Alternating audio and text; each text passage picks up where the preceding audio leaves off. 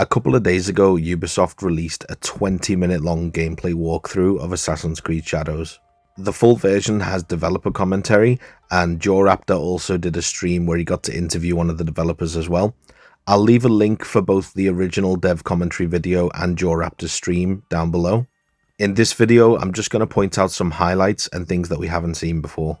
Kicking off with the return of low-profile assassinations. So in non-restricted areas and on lower enemies that aren't quite as cautious, Naoe can walk up to them inconspicuously. It kind of looks like she just wants to ask a question, and then bam, you can do that quick stab. Now, we know some of the older social stealth mechanics aren't returning in this game, but the developers have said that when you're in a non-restricted area as Naoe, she's kind of automatically in a social stealth mode.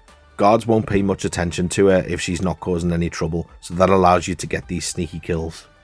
We also see here how gear and perks can affect gameplay. So Naoe was about to do a drop assassination on these two guards, but one of them is a powerful Daisho, so she wouldn't have dealt enough damage to get the kill without switching to that gear piece that made air assassinations do more damage. Now obviously you can just turn on automatic assassinations if you want to, but personally I quite like the idea of looking for perks and gear and upgrading my character throughout the game, and I like the fact that it's going to force me to think about how my character's set up. In this next part, we see Naoe take cover in some bushes, and one cool thing that was pointed out in JawRaptor's stream, again I'll leave a link down below, is that the pine bushes will always be present because it's an evergreen plant. But if you look just ahead here, this plant, all the leaves have come away and it's not very effective for hiding in during winter, but during the summer and spring it'll have leaves and it'll cover you a lot better. That's one of those cool extra details that the new weather and season system brings. So you really have to think about how the seasons are going to affect your gameplay, even things like slipping on ice. Up next we see one of the recruits in action, so they throw an explosive that causes stun damage, and that allows Naoe to run in and quickly get the double kill. We also see a servant run away, and they can alert guards, so it's sometimes a good idea to take them out, but in this particular gameplay demo, the developer decided to just let them run.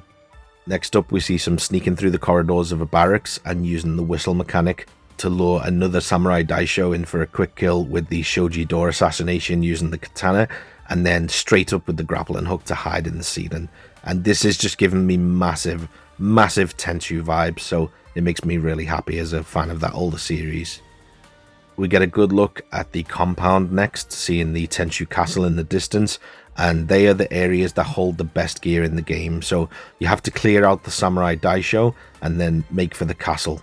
And that's where you're going to find the unique legendary gear. I really love the layout of these compounds. There seems to be a lot of ways to sneak in and out. And up next we get to see some stealth gameplay as Yasuke as well. Now this is actually in the exact same compound, so this is the same area but at a different time of year in a different season. And there really is an incredible level of attention to detail. I mean, look at the trees blowing in the wind. You can see the wind also affecting Yasuke's sash on his belt as well. Cloth physics, it all just looks incredible. Hopefully if we get Altair's outfit in this game, it's going to have really good cloth physics. I'm sure it will.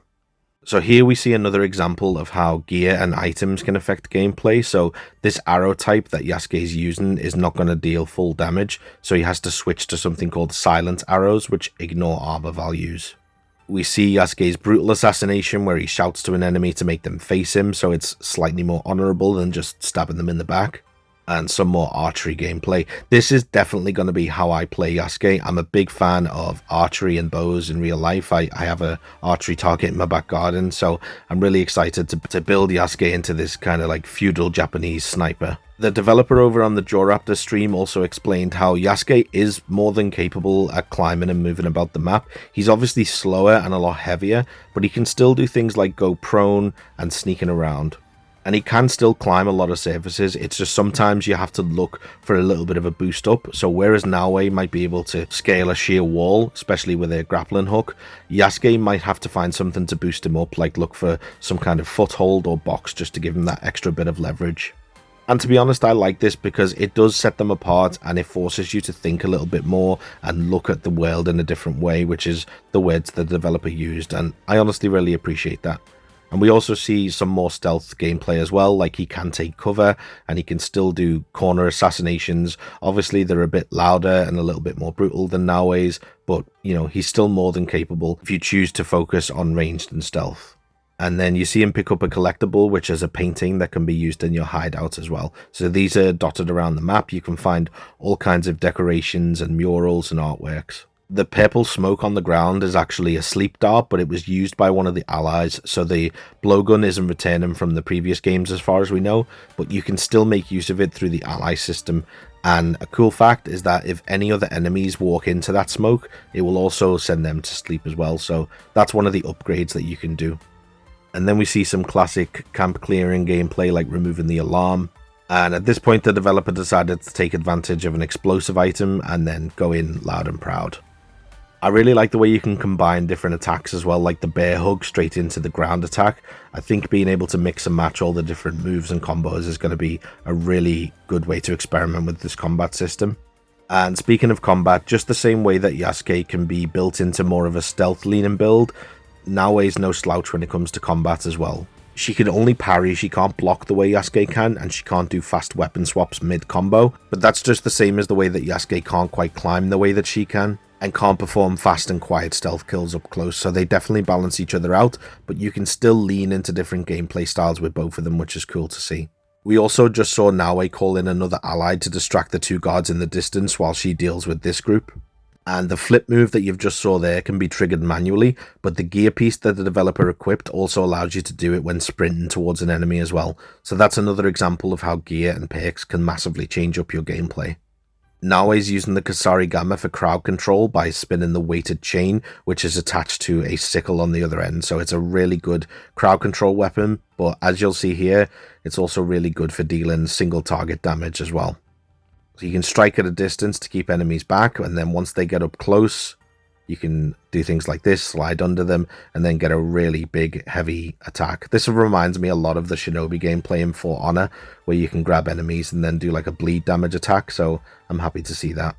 And even though this is a combat build, Naoe is still a shinobi at the end of the day, so, you know, she likes to use some sneaky tricks. So there was a smoke bomb to disorientate the enemy, and then finishing them off with a katana takedown with that cool watercolor effect as well. Now, post-launch, you will be able to turn that on and off. It's not something you'll be able to do straight away at launch, but an update after the game comes out will allow you to disable that if you want to. And now with all the Samurai Daisho taken care of in the compound, Naoe is free to enter the Tenchu, get to the very top floor, and get that legendary piece of gear as well, which looked like a piece of gear for Yasuke. It looked like a big armor piece, because you can collect weapons and gear for the character you're not currently playing as, the same way that they share levels as well. So when you level up as one character, the other character that you're not currently playing as will also level up as well. So neither character is left behind, and that also applies to your gear.